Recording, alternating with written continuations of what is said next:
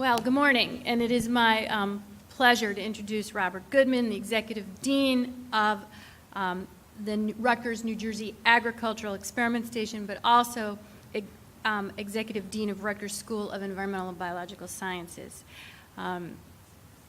He's a plant biologist and virologist by training, and Dean Goodman's distinguished career predating his time here at Rutgers includes professorships at the University of Wisconsin, the University of Illinois, a senior scholar in residence at the National Academy of Sciences, and somewhere in between all of that, he was in charge of R&D for Calgene, Inc. Dean Goodman.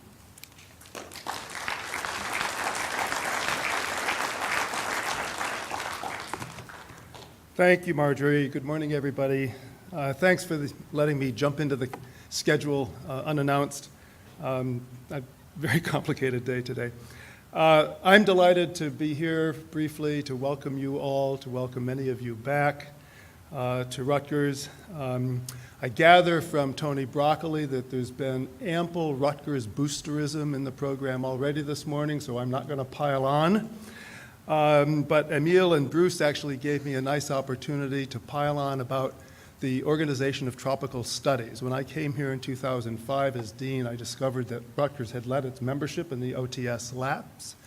I quickly initiated the linkage with OTS. We're very active now with one of our faculty members actually on the executive committee, and I'm delighted to hear the two of you exchange about how important that experience was for you. I know it's been true for many others, and it continues today to be true for Rutgers students, both undergrad and graduate students. So your participation in this conference, and what a fabulous turnout, is continuing to foster greater collaboration in our collective efforts to adapt to climate change. And it's a testimony to your commitment to this complicated and very, very important societal need. In Rutgers, in November of 2011, Rutgers hosted a climate preparedness conference. Many of you were probably there, and it was out of that the New Jersey Climate Adaptation Alliance grew. To Governor Florio and Tom Kean, and who lend their support and counsel, to Ann Hoskin of PSEG, who serves as its chair, to members of the Alliance's advisory board, all who volunteered their time. I'd just like to thank you for your efforts, for your extraordinary commitment, and to the opportunity it gives us to partner with you. As you know, Rutgers has a strong commitment to climate science, research, education, public service, public engagement, not to mention a world-class community of scholars with expertise in the natural sciences, social sciences, political sciences, policy, as they relate to climate change. Our commitment to providing an atmosphere where scholars and practitioners and the public can come together to learn, share, strategize, set goals, implement approaches to addressing adaptation, that commitment continues to grow. To that end, I'm pleased to be able to announce this morning that as of September 1st of this year, we are merging two very successful climate initiatives at Rutgers, our initiative on climate and society and our climate and environmental change initiative, into one unit to be called the Rutgers Climate Institute. The Climate Institute will be first led by the two co-directors, who are presently the directors of the two initiatives that I mentioned, Professor Robin Lachenko and Professor Tony Broccoli. The Rutgers Climate Institute will be a university-wide, multidisciplinary research, education, and outreach effort to address this most pressing issue of our time, a better understanding of climate science broadly. The Institute will live, its decanal home will be in our school, but it will be a university-wide effort. We have a couple of other institutes, the Rutgers Energy Institute, the Institute for Marine and Coastal Sciences, and the new Institute for Food, Nutrition, and Health that likewise span the university's academic scope, but live in this school as the administrative home. It will draw upon the strengths in many departments at Rutgers and facilitate collaboration across a wide range of disciplines in the natural and social sciences. It will build a stronger community of scholars within Rutgers and the region. It will also broaden our reach by helping various constituencies like the New Jersey Climate Adaptation Alliance and the networks that you each represent to understand cutting-edge climate science and research. And it will also provide a single portal into Rutgers for all things climate. Its aim is to support you, to support your work, and to work together as we look to adapt and innovate and address the critical issue of climate change. So thank you very much, and have a pleasant break, and I wish you the best for the rest of the day and for all of the work that you do on behalf of our very needful society. Thanks very much. I am Kathy Ellis. I'm the Chief Operating Officer at New Jersey Natural Gas, and I also have the privilege of serving on the Alliance Advisory Council, and that is why I'm here. As with Panel 1, I'm not going to go through the protocols. They're exactly the same as with Panel 1. We're going to hear from each of our panelists, and then there'll be time for Q&A at the end. We'll ask you to introduce yourself as you come to the microphone, et cetera, et cetera. Let's see. As with Panel 1, our speakers today will provide an overview of leading practices, innovations, and trends for climate change preparedness and resilience in their areas of expertise. And they are the public health, transportation, utility, and water resources sectors. Each panelist will present for about 15 minutes, and as I said, if all goes as planned, there will be plenty of time for Q&A. So let me get right to it by introducing very briefly our panelists. First, when it comes to the nexus between climate change, the environment, and health, there's no one who brings more to the table than our first speaker. Dr. McGeehan spent over 3 years at the CDC, 11 as the director of the Division of Environmental Hazards and Health Effects. He is also a prolific author with a wide range of environmental health issues, including, of course, climate change. Our second speaker is the lead author of the transportation chapter of the National Climate Assessment and is the PhD graduate of Rutgers Blaustein School. So welcome home, John. With two decades of government service, including right here in New Jersey, John is uniquely qualified on the subject of trends and leading practices in the transportation sector. And as anyone who has spent any time in New Jersey knows so well, we are a state whose transportation systems are our very lifeline. Our next panelist has a broad range of experience, including Assistant Secretary of Policy at US DOE, a utility commissioner, and currently Managing Director of the Environmental Analysis Group. It's safe to say that Dr. Tierney has the electric and gas industries covered from every angle, and of course that's of particular interest to me. And finally, last but not least, is Paul Fleming. In addition to directing the climate change program for the Seattle Public Utilities, he is an international and national leader on climate change, mitigation, and adaptation strategies, particularly focused on water resources. He's a frequent speaker on these issues around the world, and as I learned from a brief conversation before, last year in Spain, where I'm leaving for tomorrow night. So we are very fortunate to have him with us today, and I'd ask you to please welcome all of our speakers and take a moment to read their bios because they are amazingly impressive.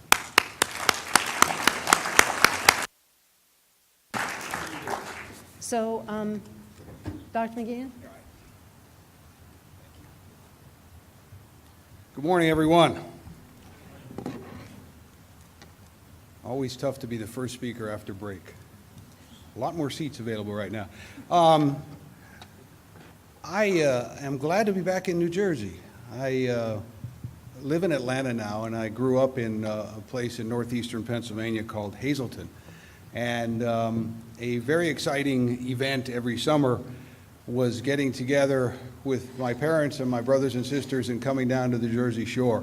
As a kid, the excitement really built up, and it was a wonderful place to come. And later, as a high school and a college student, I came down to the Jersey Shore with a different type of excitement, but nevertheless, it was still exciting. And now the Jersey Shore is imperiled, and of all the things you would have thought about when you were a kid on the Jersey Shore, the maintenance and sustainability of the Jersey Shore was never one that would rise to, of course, it wouldn't rise to any 8-year-old's mind. The other thing I like is coming back to campuses. It's wonderful to come on to campuses. During my career at CDC, I had many opportunities to speak at universities, and it's nice to be around young people, nice to be around the enthusiasm, nice to see all the bike racks, quite frankly. I like bikes. You can put that in your note, Mike likes bikes. And bikes are an answer to a lot of public health problems, which reminds me of an incident that happened in my career. I was flying out to Detroit to give a talk, to give the keynote address at the Michigan Environmental Health Association, and I was speaking on climate change. And I arrived at the airport, and as I always did in those days, I had a very tough and tight schedule. And so I went out to get my Hertz rental car, and they gave me the keys, and I went out, and there was this gigantic Ford SUV. And I went back in and said, I can't drive that. And they said, well, sir, it's the only car on the lot. And I'm talking about if this was yellow, I would have had to stop to pick up kids. I mean, this thing was huge. And I said, I really can't drive that. They said, well, you can wait for the next car to come in. And I had to get over there to speak. So I thought, okay, maybe I can, surreptitiously going into the parking lot and everything, because I really don't want to drive up in this thing. And so it was a similar situation to this, a separate building that was about 400 people. It was a good crowd.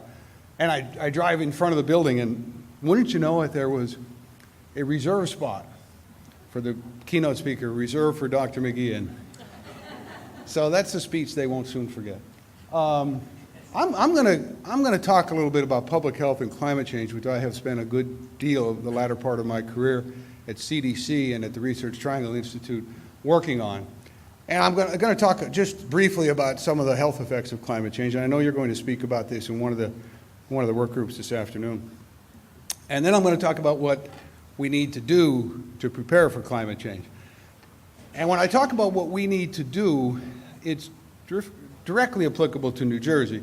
It's also directly applicable to the United States and to Bangladesh and to the United Arab Emirates and to every other geographical political unit you can think of. Everyone needs to be doing what the process that we're going to talk about. They need to be doing it, obviously, in the United States at the state level and at the large metropolitan area level. But they probably also, at some point, we need to do it at the county level, because as we know, for public health and for emergency response, things happen at the county level. I've been told I can't move either because of the microphone and the camera, so I'm going to be I'm not allowed to move. I can't read my slides, so we're going to guess. So, if I'm not reading the right slide, enjoy yourselves at my discomfort. Oh yeah, okay, the IPCC's projections. Much of what we're talking about here, we're already seeing happen. Much of it, when I first began dealing with climate change in 1999, we couldn't link to climate change. We were afraid to link to climate change. We certainly wouldn't, and still do not, take any specific weather-related incident and relate it to climate change. But we certainly are seeing trends. And the IPCC has basically said these statements in the last report, and of course we all know there's a new report coming out shortly. But essentially the main effects are we're going to see warming, we're going to see intense precipitation. The speaker in the first panel that covered this for New Jersey did a phenomenal job of showing the three major important issues in New Jersey are heat, sea level rise, and precipitation. Don't you know that those are the things that the IPCC is strongest and most comfortable in saying are going to happen, and are going to happen mostly in the United States, not mostly in the United States, in most parts of the United States. So climate change is coming at us. I'm not going to spend any time on this because we've got to cover the public health part of it. And so what are the impacts of climate change? You had these covered this morning. The reason I have this slide up here is because each one of these is a public health issue. Separate from everything else, each one of these is an important public health issue. And in New Jersey, particularly that last one, is an incredibly important public health issue. So they are disaster issues, but disaster is public health. And I was struck by how many of the speakers this morning, as they were talking about their sector, their area of expertise, mentioned public health. Because public health is one of the outcomes, is one of the sectors when you're dealing with climate change that crosses all barriers. You're talking about ag, you're talking about public health. You're talking about coastal rise, you're talking about public health. You're talking about forestry changes, you're talking about public health. Obviously, temperature and precipitation events are important public health. So this slide is up there not to reiterate what the outcomes are, but to emphasize as strongly as I can that each of these is a public health disaster in the making. Extreme heat events are obvious. They're the easiest ones that we have had to deal with globally and nationally as far as linking with the public and linking with the public health community. These are associated with climate change, and that's because they are a direct effect of the main issue that people understand about climate change. It's going to get hotter, people get sick and die in the heat. We're very likely to see an increase in the United States. And the last bullet is one that I'm going to spend a little bit of time on. The elderly, the poor, and the isolated are the most vulnerable. As you go through, and I'm going to bring it up on another slide too, as you go through determining what you're going to do in public health in New Jersey in response to climate change, one of the key issues you have to deal with is vulnerability of the populations. Now, that's not new in climate change. But for those of you that aren't here from public health background, that's not new in public health.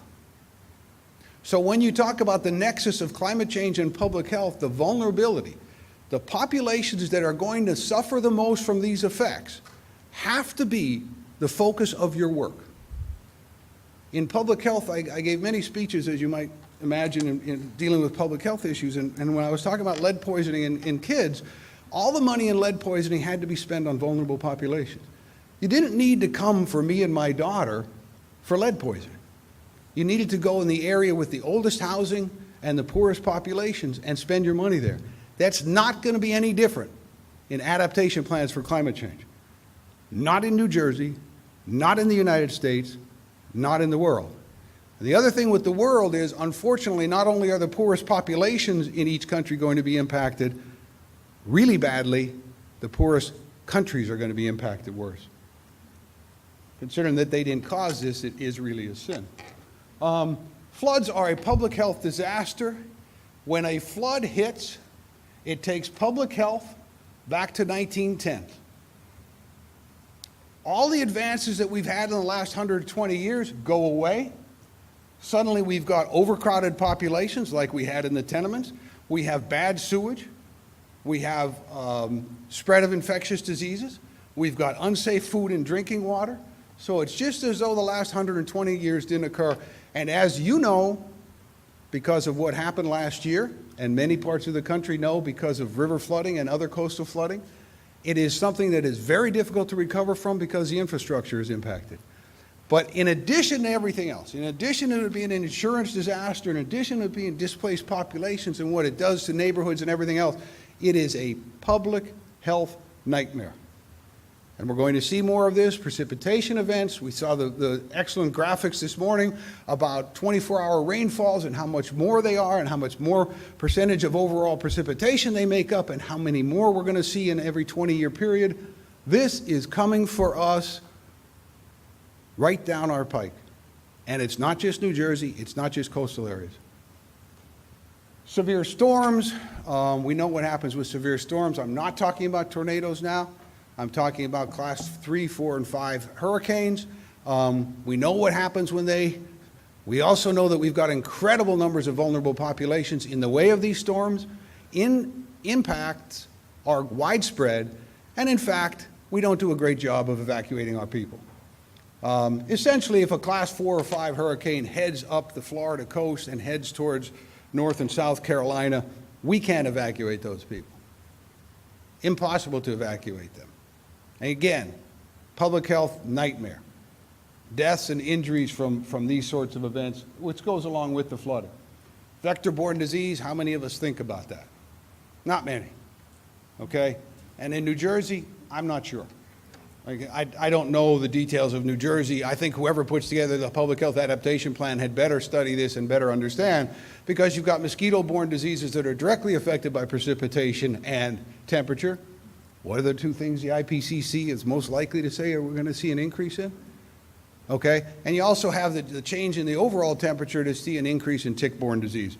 We are seeing differences in vector-borne diseases in the United States. We're seeing it in the North American continent. It's multifactorial. I'm not blaming all of this on climate change, but nevertheless, if you're going to prepare public health, you have to look at it.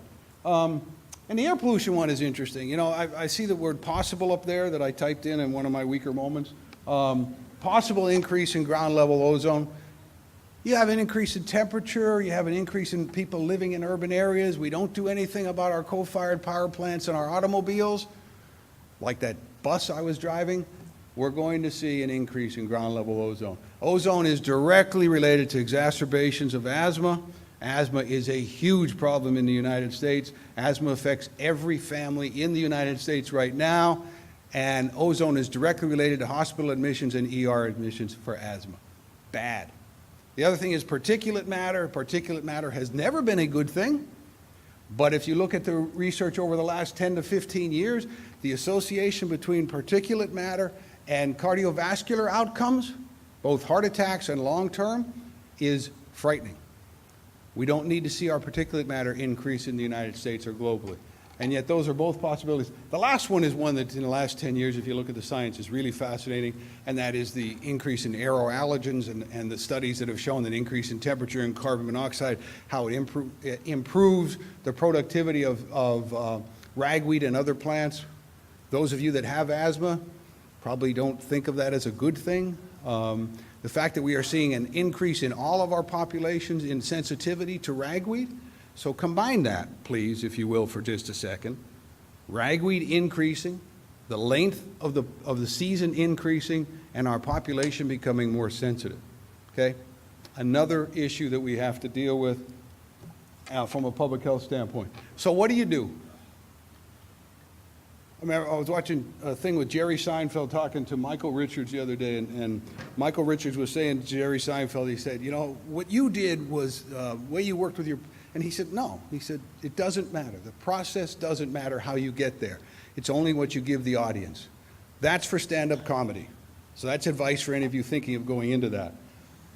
For this, the process matters a great deal, okay? And the process has to be scientifically based. And I don't have time to go into the details on these, but it's got to be good science with multidisciplinary scientists at the table. There has to be a prioritization. This is going to surprise you. You're not going to be able to do everything you want to do. Yep, even in the days of government largesse like we're going through now, where there's just too much money to spend, you're not going to be able to do everything you want to do, unless you grow teeth. Vulnerability is absolutely critical. As you develop your plans and you prioritize, you have to say, where are we going to focus our efforts? And you have to determine who is the most vulnerable. An open and transparent process. Obviously, if you do things behind closed doors, it's not going to be well accepted. And the last two are absolutely critical. We've done a crappy job, a scientific term, we've done a crappy job of communicating this. We have stepped all over ourselves in doing this over the last 15 years. We have allowed very efficient salespeople on the other side to beat us to the punch at all times. And I'm not just talking about Fox News, I'm talking about the large corporations that want to stop this. Yes, they're good at it. Yes, they sell product. Yes, they sell opinions. We have to do a better job. We have to find the language that is best, and we have to have the best and most credible spokespeople. I'm talking about climate change in general. I'm also talking about climate change in public health. And the last one is politics, and I'm talking about capital P and small p politics there. Politics is huge. We are the country that's denying climate change. I don't see a change in that over the next 10 years. We're having a conversation at dinner last night, and I don't see that changing in the next 10 years, which is a decade we can't afford to lose. And the other thing is the small politics. As you go through small p politics, as you go through determining how New Jersey is going to respond to this, which agencies are going to work with whom, there's going to be a little bit of discomfort sometimes. And you have to deal with that. Small p politics can derail things Well, maybe not as badly as a large P. And so what do you do with an adaptation plan? You start off with an impact and vulnerability assessment. You have people on your team who do the modeling that was explained this morning. And you say, well, this is what might happen to New Jersey. And yeah, it's model data, but we're going to live with that. This is what might happen to New Jersey. Here's what the research shows. If this happens, here's what the research shows are the health effects and the strength of those health effects. Okay? And then you determine who's most vulnerable to those effects. So those are two different assessments, or they can be combined in one. You have to do it.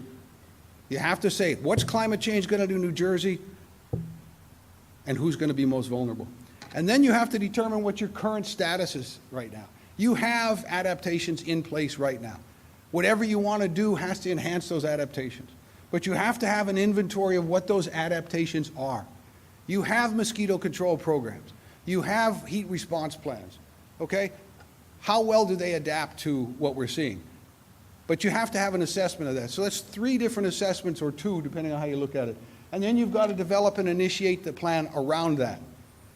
Again, multidiscipline, scientific process, okay? Open process. But these steps have to occur. And then you have to evaluate and adjust. I have been around public health long enough that I can remember when we put public health interventions, we call them interventions, in place, and just said, boy, they're good. They must be good, we put them in place. And we didn't evaluate them, we didn't see what their impact was. Those days are gone, thank God. So both from a climate change standpoint, no matter what sector you're talking about, and from a public health standpoint, once you put a plan in place, you have to have surveillance in place that can determine how effective you are.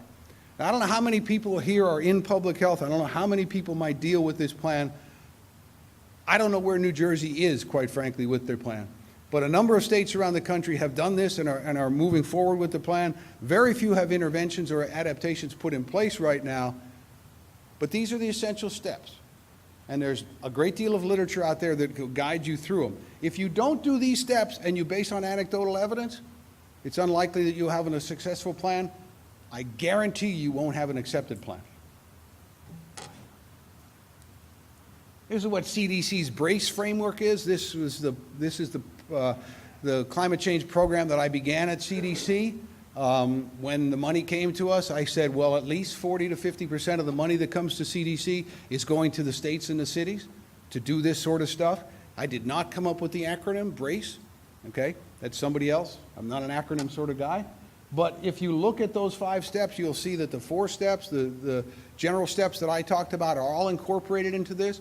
But the reason I put this up is not to give you more to think about. It's you can find a summary of where they are. I moved. Sorry.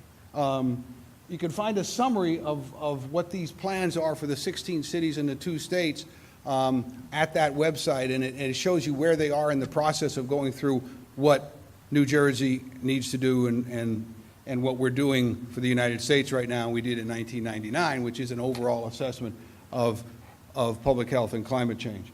So, in summary, it is a reality, no matter if you listen to conservative talk radio or not.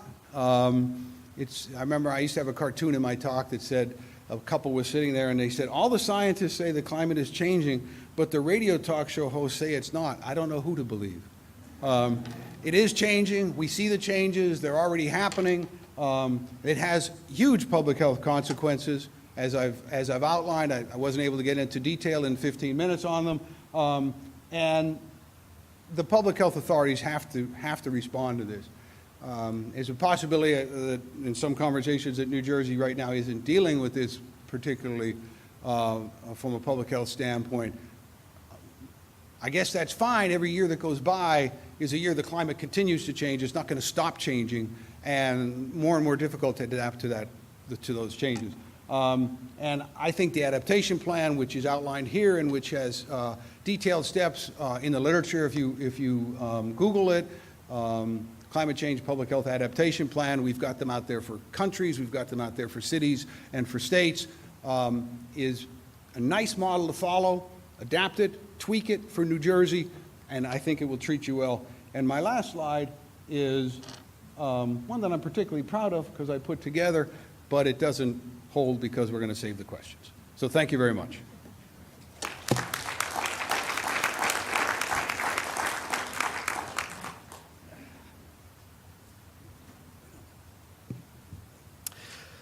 Well, it's great to be back at Rutgers, and it's an honor to be a part of this distinguished panel.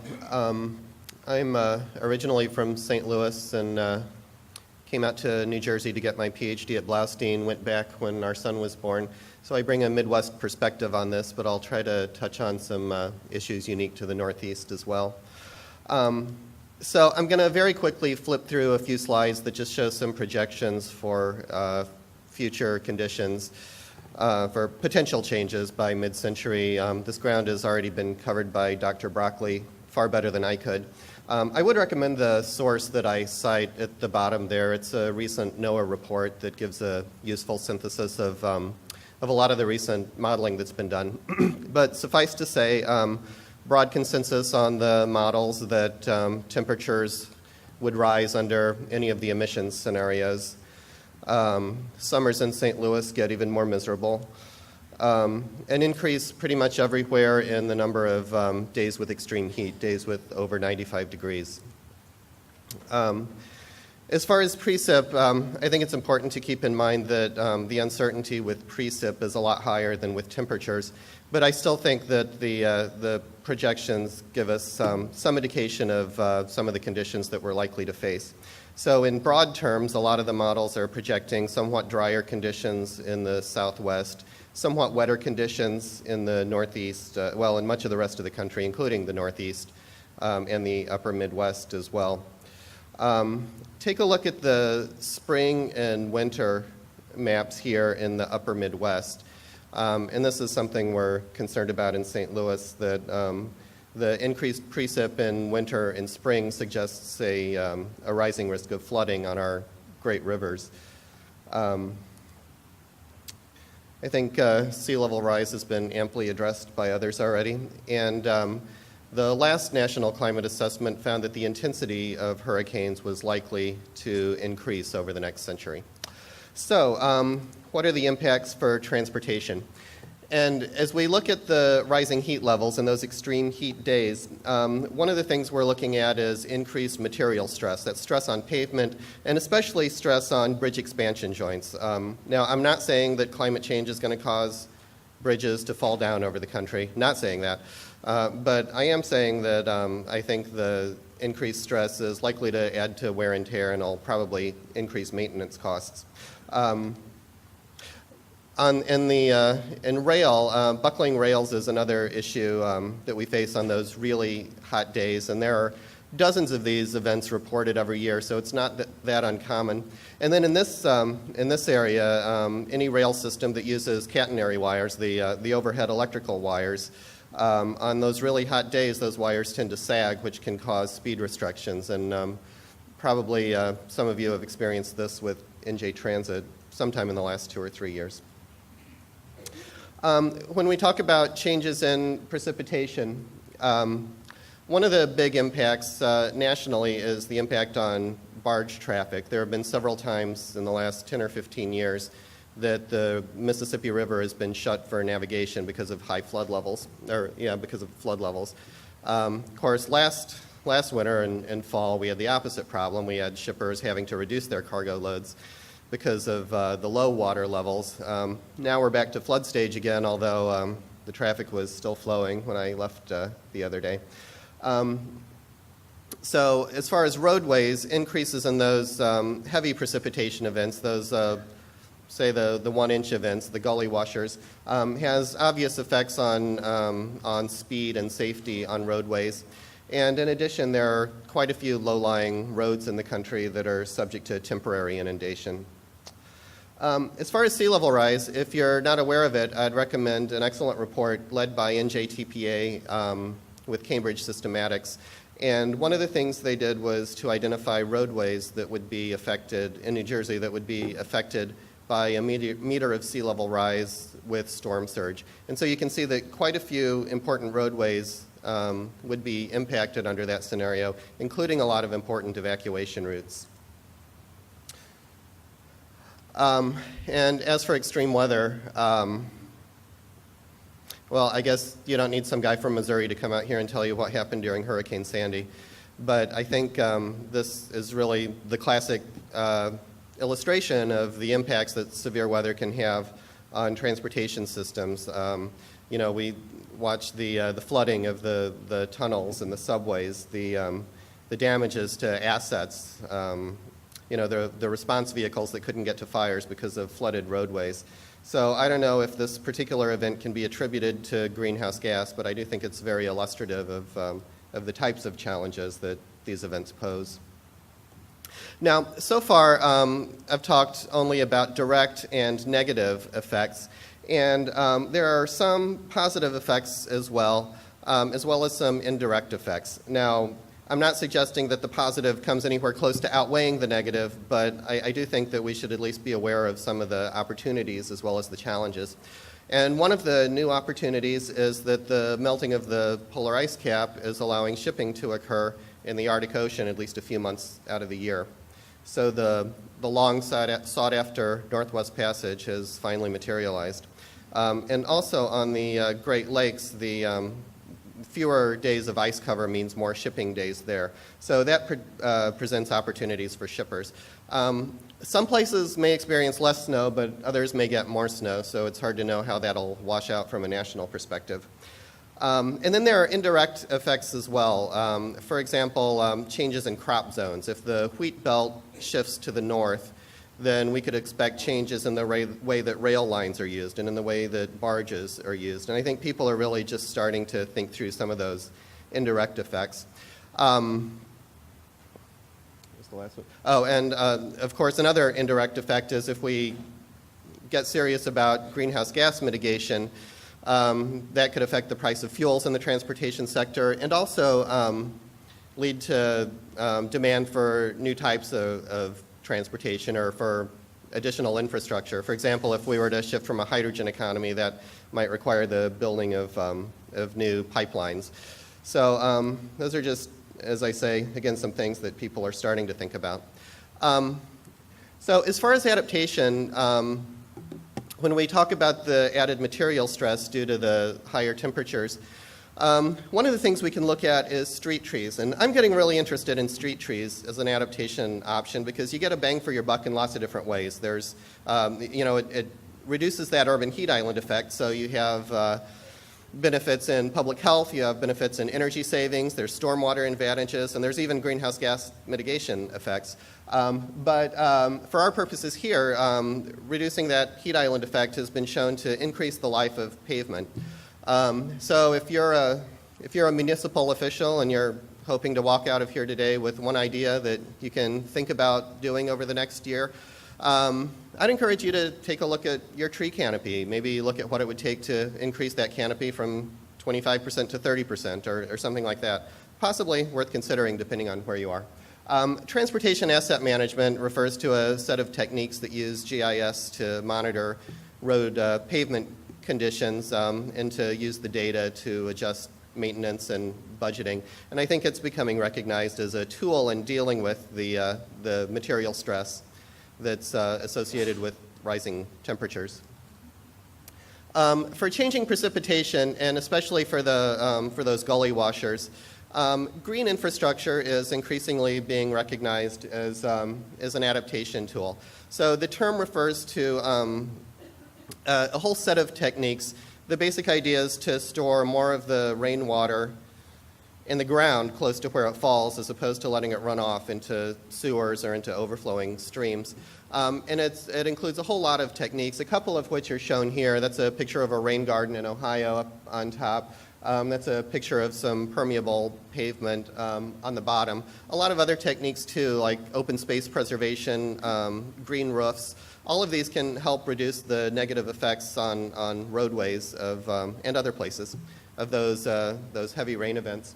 And most states as well have moved to implementing intelligent transportation systems, which can also reduce the impact of heavy precipitation events.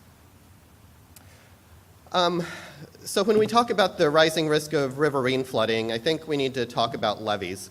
And I think this combination of a rising flood risk, well, I should say that a lot of these levees in the country are not in great shape. There are hundreds of communities around the country that are protected by levees, and I think this combination of a rising flood risk with deteriorating levees in much of the country is a problem that's not remarked on enough.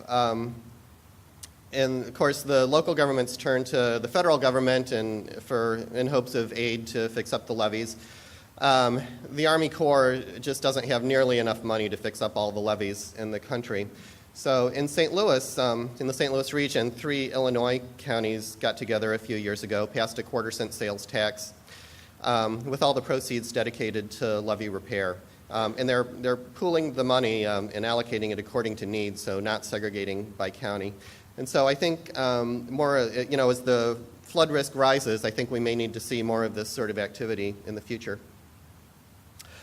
I had to mention the community rating system because this was the topic of my dissertation, and there are people in this room who had the misfortune of slogging through my prose on this subject.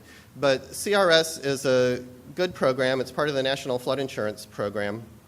And what it does is it gives reductions on flood insurance rates to people who live in communities that do sensible things to reduce flooding risk. So you can get points for everything from open space preservation to elevation certificates to evacuation planning. And the more you do, the bigger your discount.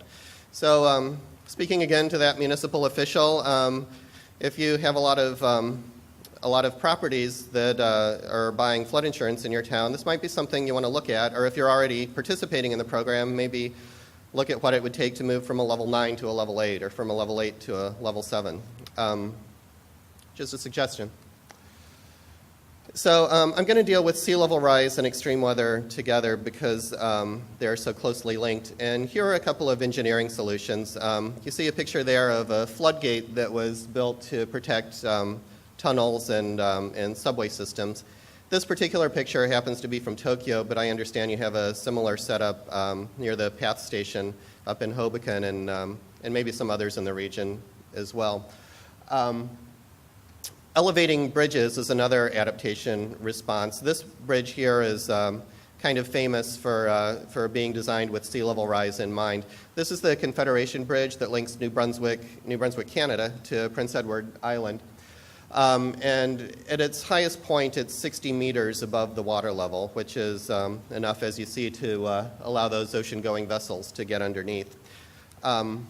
Well, just to go back for a second, so if this is an example of the hard engineering solutions, these are some examples of maybe some softer solutions.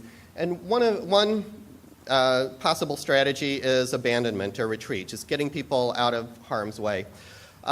Jim Titus, long of EPA, is a champion of the concept of the rolling easement, whereby a property owner might be compensated for allowing the sea levels to rise and take away part of their properties over time. The benefit to this being that it allows wetlands to migrate inland as the sea levels rise. So that might be one tool for managing retreat. After the 1993 floods, a lot of properties in the St. Louis area were bought out and turned into parklands with a lot of assistance from FEMA. So that's another way of managing retreat. And evacuation planning is especially important for vulnerable populations. And I'm proud of my classmate John Rennie, who's down at University of New Orleans now, and doing very important work on planning with and planning for special needs populations, so people with mobility issues, no access to cars, limited English proficiency. So that's a very important piece of adaptation planning as well. And you may have seen elevated ventilation grates like this in New York, which are designed to prevent the sort of underground downpours that we see on the right there. So if I could, I'd like to just leave with 3 concluding thoughts. And the first is that there remains a pretty high level of uncertainty about just what the future conditions are. And this is especially true if you're doing planning at a metropolitan level, at that geographic scale. And so rather than using projections to try to plan, to predict, and then to optimize for some point estimate, I think a more appropriate approach is to look for solutions that work across a range of scenarios. This is an approach known as robust decision-making. A second observation is that I think a few years ago when we talked about adaptation in transportation, there was a lot of emphasis on big engineering solutions, elevating the bridges and building floodgates and that sort of thing. And I still think that has a very important role to play. But over the last few years, I think there's been a growing recognition of the importance of green infrastructure, of preserving your open space, of planting street trees. And these are things that are in the control of municipal officials and not that expensive to get started on. And a related point is that a lot of the challenges posed by climate change are not new. We've dealt with hurricanes in the past, we've dealt with floods, we've dealt with heat waves. Sea level rise, maybe that's a qualitatively new threat, but a lot of these threats we've dealt with before. And as a result, we have a toolkit for dealing with a lot of these challenges. And hopefully the things that are already going on now to deal with some of these issues will be integrated into adaptation plans. And by the same token, hopefully the reality of climate change will build support for increasing the use of some of these measures. So again, I appreciate the opportunity to be here, and thank you very much.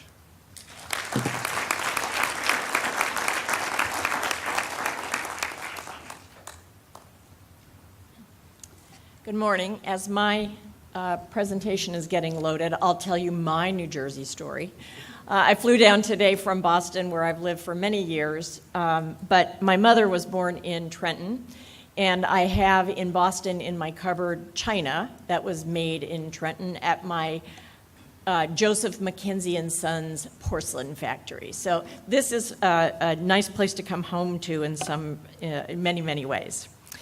I also want to thank Marjorie and Jean and the whole team that's planned this unbelievably good conference. You guys are very, very lucky. I've learned a lot today, and it's just really a pleasure to be here as part of that.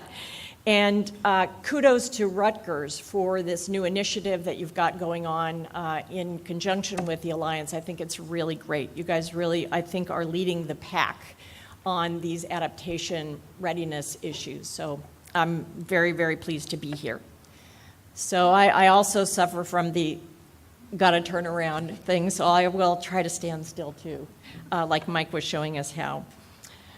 So I'm going to talk about energy. That's the thing that I spend most of my time on, energy economics, energy environmental issues. And so it's a rich topic, as you know, when one's thinking about adaptation.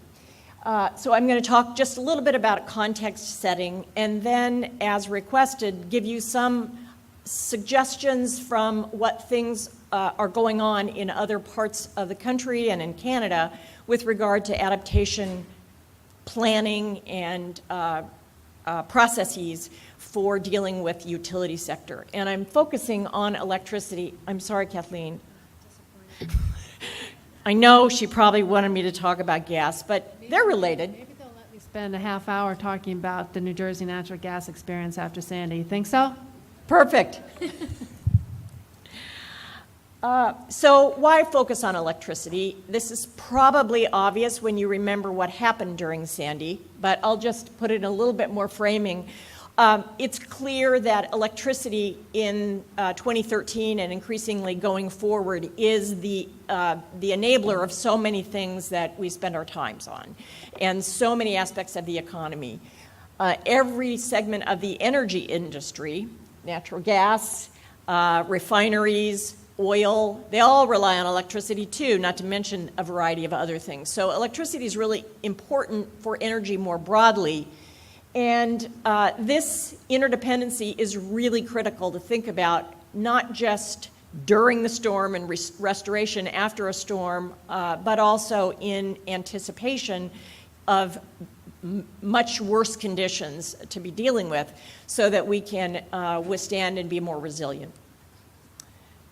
Pittsburgh, about 5 years ago, did a really great study to try to really map out the pathways through which electricity was critical for a number of social services. So you see here the ways in which electricity is pervasive just around the economy. It's not just for charging your cell phones, but of course all those vulnerable populations are all affected by these various aspects of electricity. You know this in your lives, but that's a great study to refer to because it was very disciplined in thinking about how to map out the landscape of ways that you need to prepare for and address vulnerabilities in the electric sector.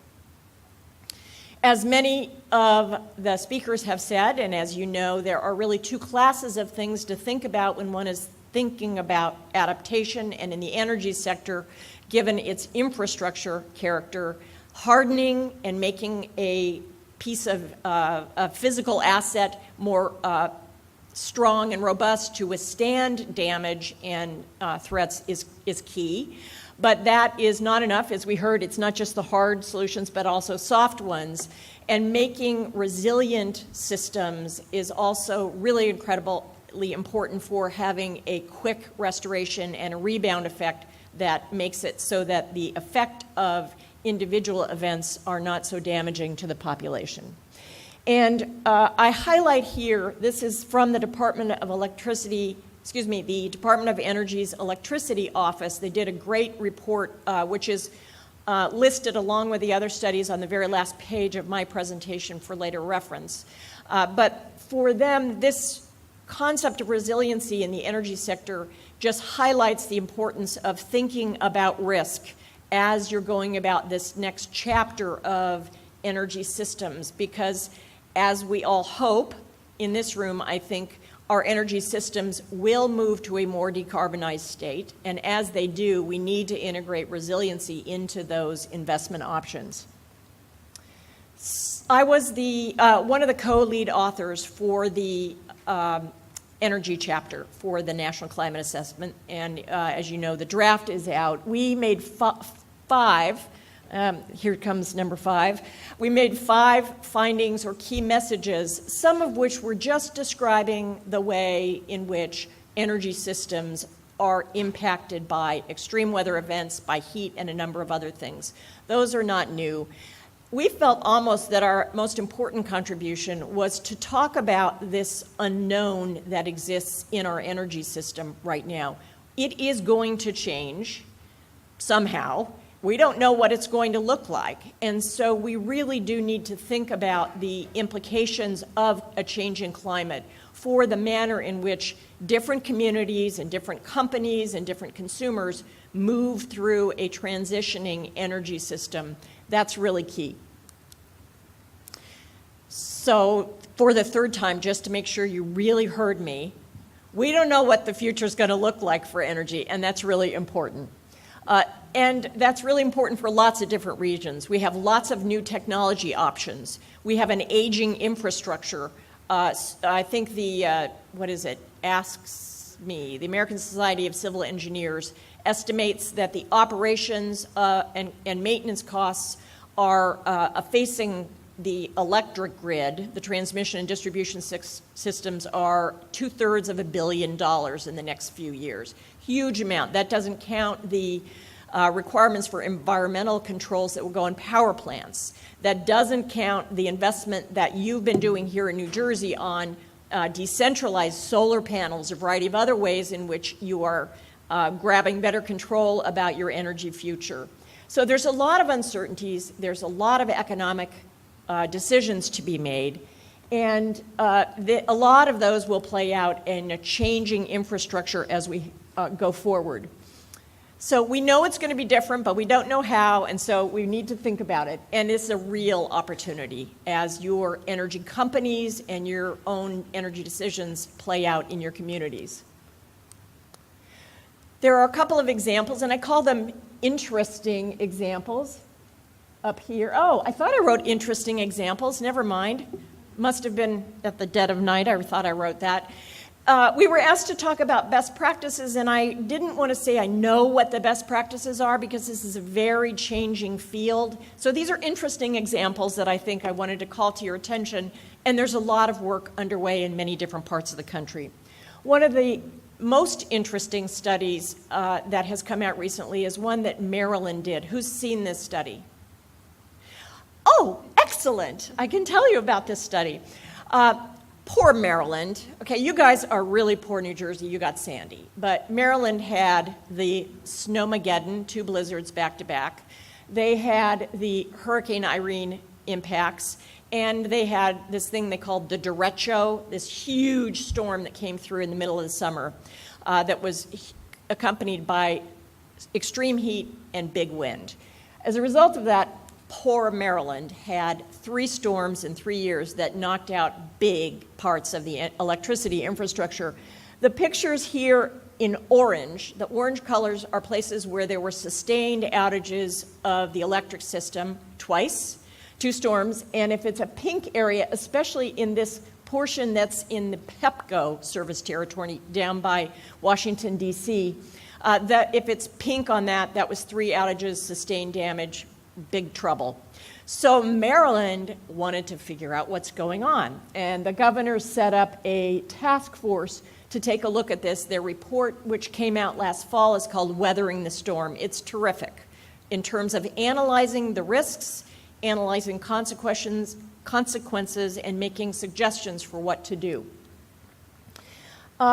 The premises I wanted to share with you because they're very important. This task force of a number of stakeholders that included public and private entities or participants really wanted to put right up front a number of the touchstones that were affecting how they thought about this. One of the first premises is the current level of resiliency of the system is inadequate going forward in the face of a changing set of climate conditions. And the goal will be to bring about changes over time in the system that give it a better resiliency.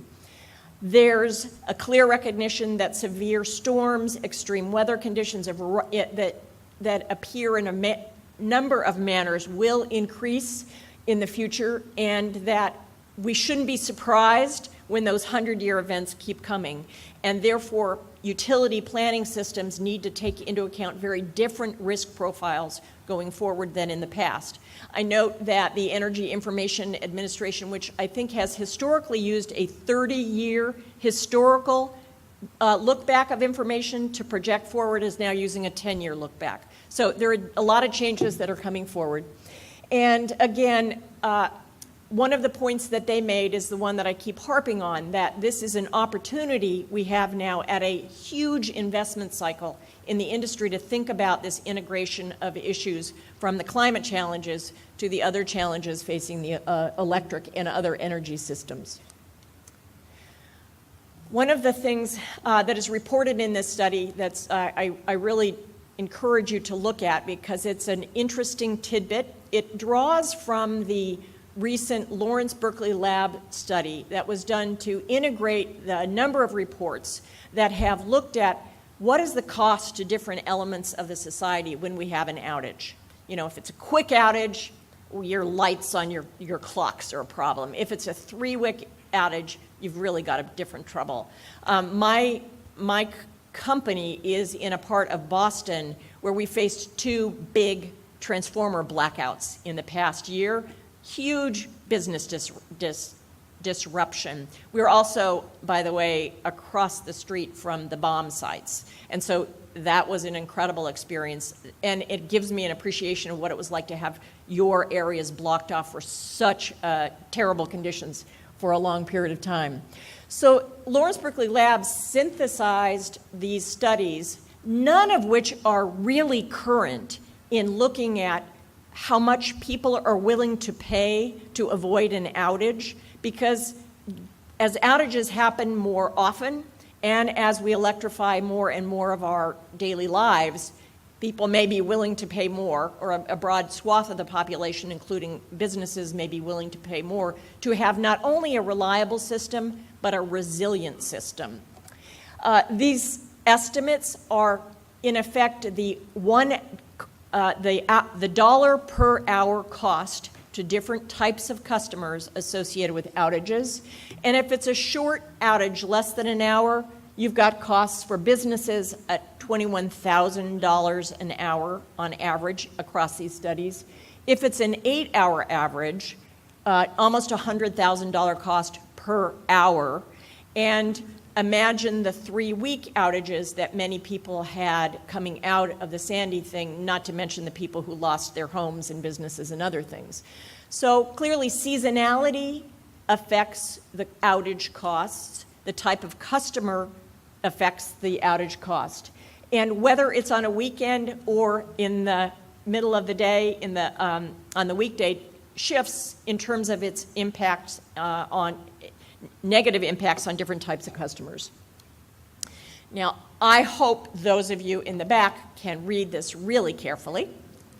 The important thing is that they summed up and they analyzed what are the implications of those kinds of numbers for the costs to society in Maryland associated with those electricity outages. So 3 storms, using those numbers, taking into account the actual outages across the different kinds of customer classes, $1.1 billion for those 3 outages in Maryland alone. Tremendous value that could be afforded to the community by a resiliency standard that is above and beyond what people might look for in a reliability standard.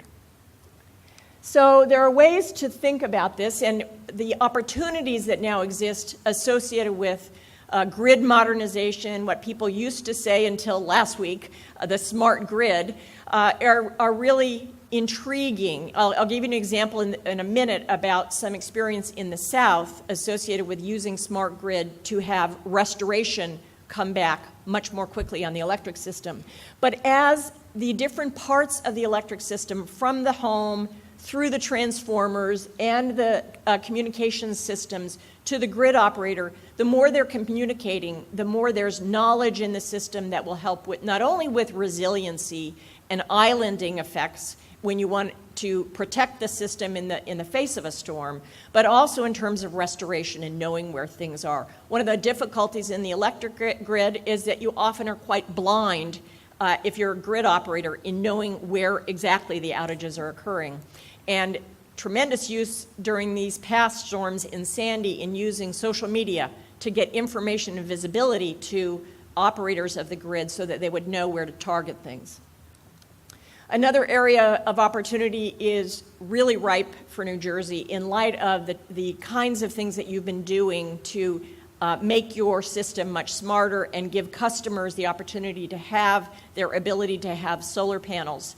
But as we know, some of those micro little sources of power today get disconnected in the face of a storm event. So there are standards and other things that need to be made to make sure that if people have microgrids, they're not shut down during an event. And that's a lot of utility rate making and public policy issues that's associated with bringing in those kinds of standards.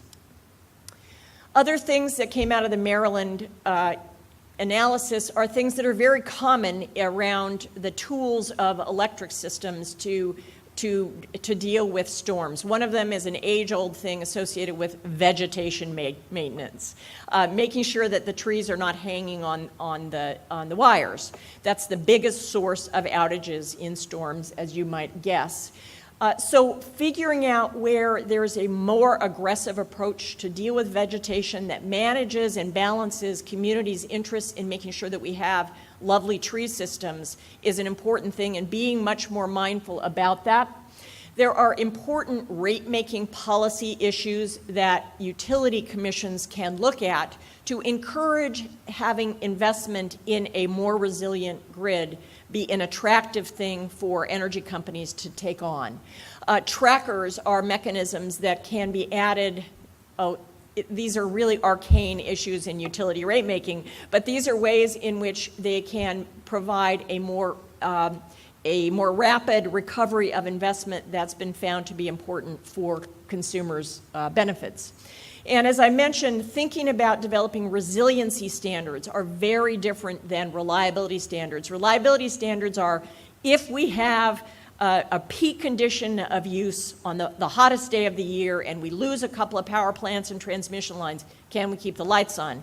Again, that's very different than restoration, resiliency, making sure that you've got the ability to restore things. Experience in a number of places that identifies critical feeders for vulnerable populations is really key, and figuring out how to make them much more resilient. A lot of utilities prioritize having hospitals, schools, a variety of other things that are vulnerable populations come on fast. And if they actually had better backup generators or other things to bring them on more quickly, then everybody else who follows after that could also come on much more quickly. Some people say, let's just put those damn wires underground. That would harden the system, to be sure. There's some parts of your wetlands where you might not want to do that, but that's a staggering cost proposition. So what you see here with those really tall bars is what it costs to put something underground and the range of costs of undergrounding as compared to conventional overhead lines. So often it's considered a 10-to-1 cost for undergrounding. It can't be the first resort approach. There are other things that are lessons from the Gulf Coast, and the Department of Energy study does a case study on what happened after Hurricanes Katrina and Rita, where there's tremendous damage across the many different kinds of energy systems. And some of the lessons there were dealing with hardening the physical assets of transmission grids to make them sturdier in the event of extreme wind conditions, flood protection of equipment that was very low. We've heard about that for transportation, but it's also true here. And installing asset smart tools on the system was very important. So let me talk about that for just a minute. For a more resilient system, one of the things that happened coming out of that experience was Southern Company, which is hardly known for really putting in place advanced technologies for customers to be able to control their own destinies, has 100% coverage with advanced meters that provide a tremendous amount of information. And one of the justifications economically for doing that was that Southern Company would have much more visibility into the system, be able to move into the field much more quickly to know where outages were occurring, and then get on with restoration. And there are a number of other things. You'll see these slides. I'm going to run out of time, so let me just very quickly finish. Let me just go quickly to Toronto, and this will be my last interesting case. Toronto is dealing with the snow and blizzard and wind kinds of effects, and has begun a multi-year process to deal with adaptation, and they're looking at the electricity sector for a lot of things. The reason I wanted to call it to your attention is that just as we heard from Mike, I think it was, that process is important here. Process is very important when you're thinking about this. And Toronto has really done a good job of thinking about really analyzing what are the weather conditions that affect our system, how tolerant are our customers and stakeholders with regard to resilience issues, how tolerant are they of being out for different periods of time. There's a standard planning metric in the electric industry that people should have a system outage, not a weather outage, but a system outage no more than once every 10 years. But the system outages may be masking these distribution and transmission outages when we're facing much more extreme weather events. So they say, get more information and visibility about what your customers think is a tolerable level. Figure out impacts that connect these risks to the assets and the infrastructure. Think about the cost of outages in terms of willingness to pay. And then figure out priorities for moving down for very high value investments to make the system more resilient. So these are just to give you some sense of the kind of analytics that they've put together that really try to dissect the kinds of risks and follow through from droughts and sea level rise, and I guess they don't have too much sea level rise in Toronto. And additionally, they wanted to go through and see not only the first tier risks, but they track the electricity direct risks to public health risks and other things to really get a robust sense of where they should prioritize their investments going forward. Now, in a different study that was, I thought, an interesting one too, McKinsey, which is famous for its supply curves for energy efficiency and a variety of other technologies, has a supply curve for things that, and a cost curve basically. This is the cost-benefit ratio of taking different actions to make a system more resilient. And they move from very soft things to very hardening of assets to the right. But there's a lot of ideas up here with different impressions about how costly they are. I've given you the citation for this one in my presentation. And finally, the chapter on energy in the National Climate Assessment tried to pull together the literature on things that local communities can do to make their energy systems more resilient. And so this was our sum-up chapter. We have a lot of source material in that chapter, which I call to your attention. A lot of good work is beginning on this area. And then finally, here's my references, and I really do appreciate your time and attention. Thank you.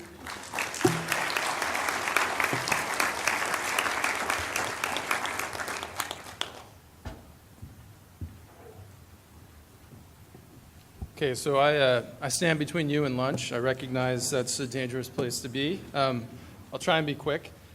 My name is Paul Fleming. I direct the Climate Resiliency Program for Seattle Public Utilities. I also chair a group called the Water Utility Climate Alliance, which I'll talk a little bit about in my presentation. And for today, I wanted to talk a little bit of background on Seattle Public Utilities, also as asked to talk about some practices and trends. Similar to Sue, I have great hesitation actually using the notion of best practices. I think we're in a very early stage, embryonic stage in this space, and so good ideas is kind of what I was thinking about, but interesting examples might also work, and then I'll offer some conclusions. Seattle Public Utilities is an agency of the City of Seattle. We have 4 lines of businesses. We provide high-quality drinking water to 1.4 million people in the Seattle area. We also provide stormwater, wastewater, and solid waste services to the citizens of Seattle. We have about 1,400 employees and a roughly annual operating capital budget of $800 million. We're not regulated by a state agency in terms of rate setting, so our rates are set by our city council and by our mayor. Diving into the idea of principles and best practices, there has been some work done in this space. That the first graphic is a collection of 5 water utility associations, 4 domestic, 1 international, that held an adaptation forum in D.C. in January 2010. As part of that, we issued a set of principles that I think still has some resonance today, and I have the link there if you want to look at that. Also, EPA has a program called the Climate Ready Water Utilities Program. I co-chaired a federal advisory committee that suggested that they create such a program, and through that have created an adaptive framework that, again, I think is valuable and useful for providing a high-level way of thinking about how to approach the issue of climate change. I'll sort of talk about some 5 ideas or principles that I think that we try and practice within Seattle Public Utilities, and which I think I also see mimicked and reflected across the water sector as a whole. Everyone worth their salt has to have an inundation map, if you live on the coast. So I have one under my pillow at home. It's pretty much ubiquitous.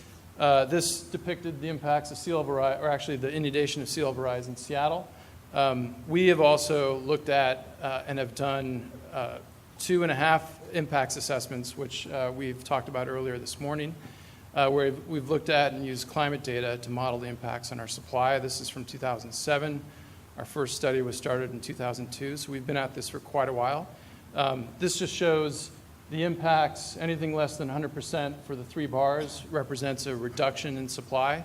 The hash boxes represent how much additional supply we could gain back through the deployment of adaptation options.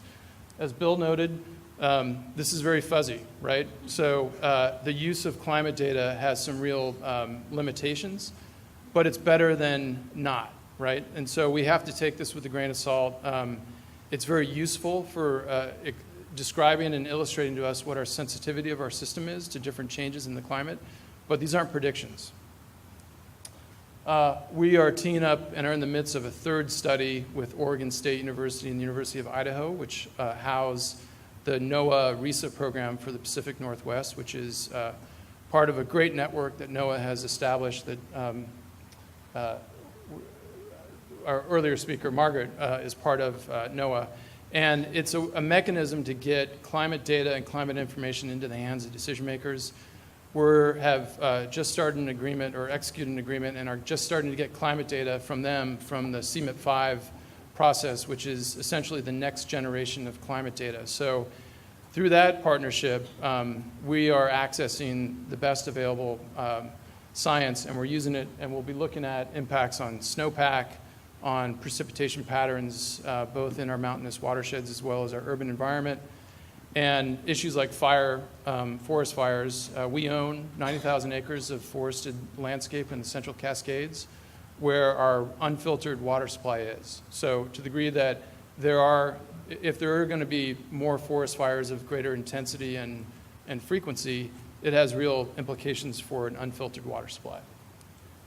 So I want to talk about collaborative partnerships.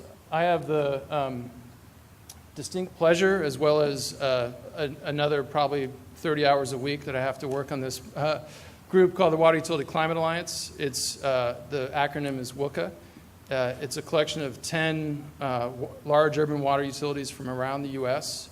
The members are up there, and I became chair a year and a half ago, and that position will end towards the end of this year, and Tampa Bay will take over. It's been a fantastic venue for Seattle, as well as I think the other members, to get smarter on this issue. So we have monthly calls. We meet once a year as well with our GMs. So we have senior level general manager buy-in as well as dedicated staff. We pool our resources. We're not a separate legal entity. We have a fiscal agent that holds our money for us, but we fund projects. And again, it's been an incredible entity for us collaborative learning across the sector, as well as amplifying our voice to work with the research community as well as federal agencies. And we've had a couple products that we've kicked out, one of which I manage, which was a paper on how climate modeling and downscaling techniques can be improved so they're more useful for the water sector. We focus on trying to obtain actionable science. So basic science is critical and important, but applied science that can actually inform actions is really critical as well. So one of our ways of trying to do that is to strengthen the relationships between the research and utility sectors so that they have a better sense of what our actual needs are. And that's been a hallmark of the work that we're doing with Oregon State. And I should say that entities like Tampa Bay Water, in your backyard, New York City Department of Environmental Protection, are some of the leading utilities in terms of their sophistication of using climate data. Portland Water Bureau was one of the first ones out of the gate. Denver Water has been very progressive in this space, San Francisco. So, those are a handful of agencies, but nonetheless, I see this becoming a much more common practice that utilities are engaging the science to understand what impacts may be on their systems. So strengthening institutions and people, this is my obligatory violation of all presentation protocol. But this is something that, and Tony will be really, I think, happy to hear this. I hired a meteorologist into my group, which is, I think, probably an anomaly amongst most utilities. And what he's done is what we call forensic meteorology. I don't know if that's technically the right term here, but we do have a pitch into CBS to do like a CSI version of our agency. But what he's done is looked at the events, the precipitation events that have been problematic in our system in the past, and attributed and has noted what the characteristics are of those events. What type of event was it? Was it convective? Was it a frontal passage? And he's also looked at call volumes and complaints that have been associated with those events, and also the number of CSO events and the total volume of CSO events. So what we're starting to discern is the sensitivity of our system, which has heterogeneous sensitivity across the city. So even within the city of Seattle, sensitivities really vary both on the topography of the landscape as well as the nature of the system we have in place. And we're starting to get a better sense of, all right, Maple Leaf, a neighborhood in Seattle, if we have a big event coming, may have this type of sensitivity. Madison Valley may have another. We've married that with a tool that we've developed that he managed with the University of Washington called RainWatch, which takes real-time rain gauge data from our network of rain gauges that my agency has invested in which we continue to expand, and has an algorithm that trues it up essentially with, or actually trues up National Weather Service radar forecasts or imagery to give us a much more spatially refined precipitation forecast. And we've tied that to email alerts along with thresholds. So if there's a forecast that a threshold is going to be exceeded, then an email alert goes out to a key group of folks within our agency that know that. When I was traveling, I think I was up pretty late last night, and I was getting a bunch of RainWatch alerts on my BlackBerry. So it's a lot of wrinkles in this tool, but it's moving us towards being a much more dynamic and heightening our awareness of what is coming. And if you couple that with our understanding of the varied sensitivity across our city, it moves us into a position where we can be more strategic and thoughtful about how we respond. And so this is real time. This is an operational adaptation strategy. It's not necessarily about investment in infrastructure, but an important part, I think, of adaptation is trying to leverage what you have, and this helps us do that. We also are maybe moving towards automatic pumping and in our system so that if we forecast thresholds are going to be exceeded, we can excavate some of the water in our system and in effect, increase our capacity. So we have talked about mainstreaming adaptation into decision-making, and in my agency, we have not actually developed an adaptation plan. And for good or for bad, but that's been a conscious decision. And part of the reason is that I have not wanted it to be a standalone product. So we have an adaptation plan writ small, with a small p, in terms of how do we go about achieving adaptation and making it part of what we do. But we don't have a standalone plan. One of the things that we're trying to move towards is this notion of mainstreaming, and a bunch of wild-eyed radicals at the World Economic Forum have noted that, and as Bruce talked about the climate smart idea, that a climate smart mindset involves integrating climate change understanding information into your strategic thinking as well as your operational. And I think it's telling that, again, these are not a bunch of wild-eyed radicals, right? These are pretty mainstream, large corporate entities that are thinking through this issue. I would add that that I think there's other layers in terms of decision-making where that needs to be reflected as well. So I've mentioned the operating environment and sort of meaning the regulatory sphere, planning, and other levels. But this is, again, a way to think about that this needs to be embedded into all of what we do. And it doesn't need to take over what we do by any means, but it needs to flavor the multitude of decisions that we make across the board. So in Seattle, we have a state-mandated water system plan. It does not require that we look at climate change, but we've taken that as an opportunity to articulate what our understanding is. And part of that is trying to move us towards being a credible voice for understanding what the implications are for the systems we manage. And I think that's fundamentally a responsibility of any progressive or any thoughtful organization, is understanding and being a credible voice for understanding how climate change is going to affect the services that you may deliver.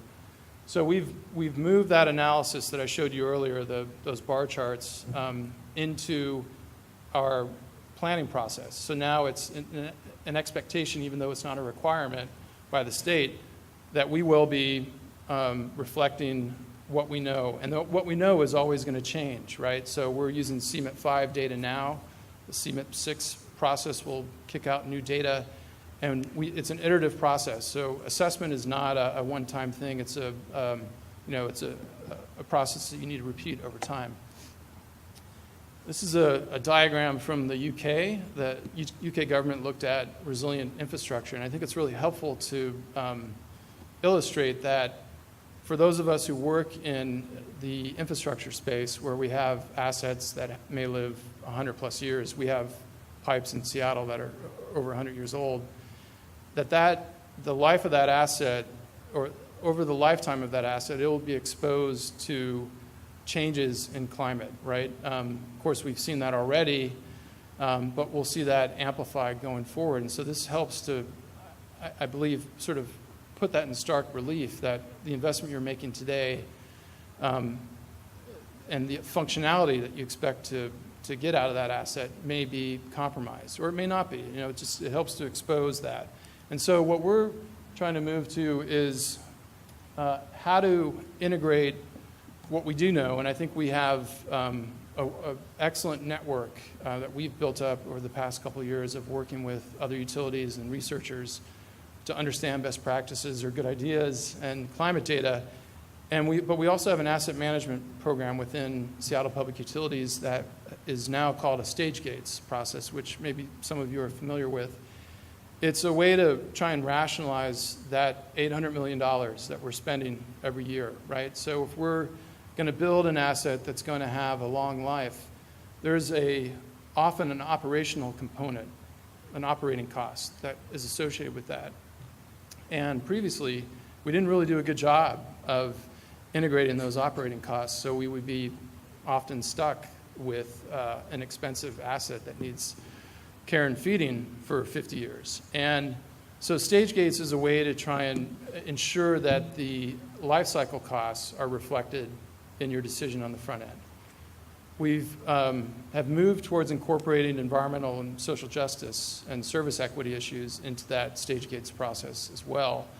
And now what I'm pushing for is how do we include what I'm calling a climate module, so that on the front end we're thinking through how this decision may or may not be affected by climate change. An IT decision that we make may have very little exposure.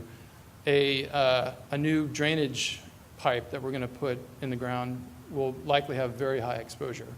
So we're still trying to figure out where it's going to be, but it may be like in this options analysis where you tend to frame both the problem and what your set of solutions are to addressing that problem. And just as John mentioned and others, the other aspect there is how do we ensure that our tendency is to be, as an infrastructure utility, is to develop infrastructure. So how can we feather in non-structural approaches as well?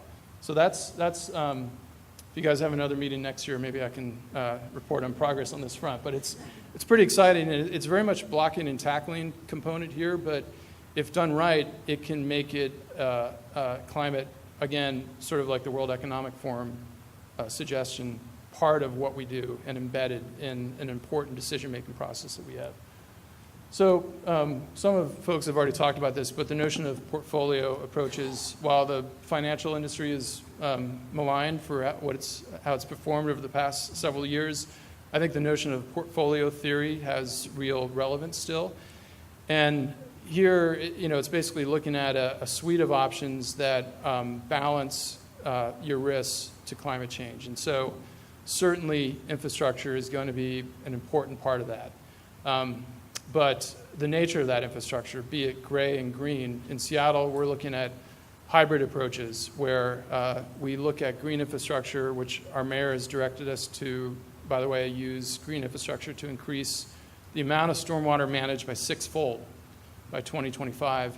We look at green stormwater infrastructure as a means of extending the capacity of our existing network. So it's can be a complementary tool, and also one that can stand on its own and fully replace the need for gray, but that's not always the case throughout the city. Also, as a utility and a department dominated by engineers, I don't think we often think about, well, what role can land use play in helping to manage the risks that we may face from climate change? I know there was an example from Melbourne Water where they looked at their supply shortfall under a sort of a business as usual development pattern. And if the land use pattern were to change to be more similar to kind of the central business district, their shortfall in supply I think was going to drop by like 40%. Numbers may not exactly be there, but the point is that land use patterns can shape water demand as well as drainage issues. And then regulatory, and there's, I think, an emerging literature around this notion that the laws and regulations, particularly in the water space, have been based also on stationarity and a notion of preservation. And so how might the laws that my agency and others operate under need to change in order to hasten adaptation instead of hinder it? And again, some really good literature in this space, and I think it's ripe for thoughtful discussion. Some examples of portfolio approaches in Seattle. We have had a tremendous track record on conservation. The year before last, we had consumption levels at 1957 levels, despite adding an additional 400,000 people to our system since 1957. And that was very much a portfolio approach of structural, swapping out toilets, shower heads, codes, financial incentives, technical assistance. Green stormwater infrastructure, as noted here, is, again, an example of a portfolio approach. And I mentioned earlier the Rainwatch tool that we have as a way to enhance our operations. So in terms of closure, this is a fundamental challenge for water utilities. We are children of the water cycle. And in some ways, we try and mute the impacts of the water cycle so our customers don't experience those vagaries. And that's going to be harder to do going forward absent thoughtful action. Again, I see adaptation really as an opportunity. It's an opportunity to manage risks. It's an opportunity to ensure that there's continuity of service for an essential service. And I really think it's an opportunity to improve organizations. All the things I mentioned, I don't see how any of them degrade an organization. They increase the effectiveness and I think the relevance of organizations. So knowledge enhancement and assessing vulnerabilities is basic. I think establishing collaborative partnerships is fundamental to the previous two, and a way to create safety in numbers and a place to learn. And then ultimately we need to take what we're learning and embed it into what we do, and mainstreaming adaptation and thinking through a portfolio of options that can manage and weather the risks of climate change. So thank you.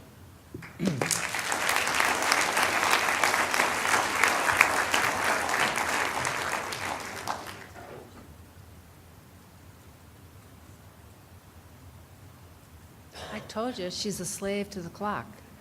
We unfortunately don't have time for questions. We do have time to thank our panel for their input. It was phenomenal, so thank you.